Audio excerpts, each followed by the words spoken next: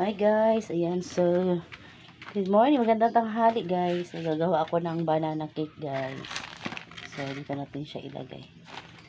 Ayan.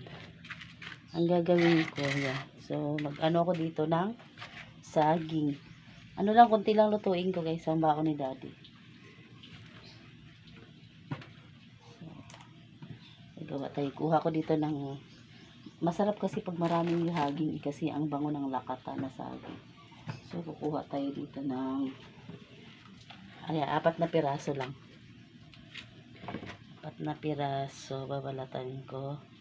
Dudurugin ko dito, guys.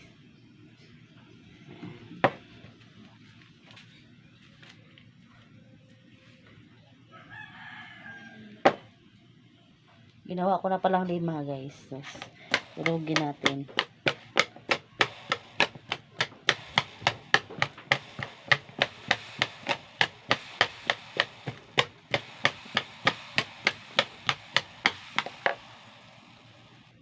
Ang ingredients pala natin guys, saging na lakatan, kasi lakatan talaga hinahalo kasi mabango siya eh.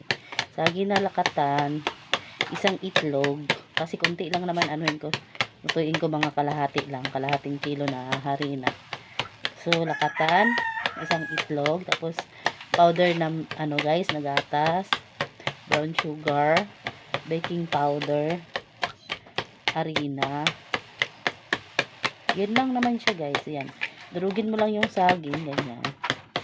Tapos pag durug na to, ilagay mo lang yung powder na ano, na gatas. Itunaw mo na siya sa tubig guys, sa mineral water. Tapos itlog, ganon. Tapos ilagyan mo siya ng harina.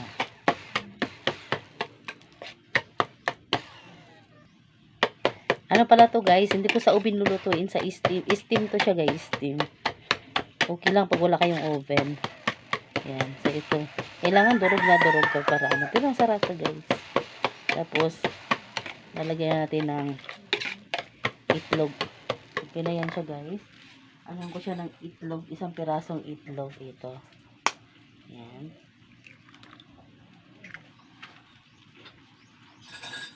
Lalagyan natin siya dito. Tapos lalagyan natin siya na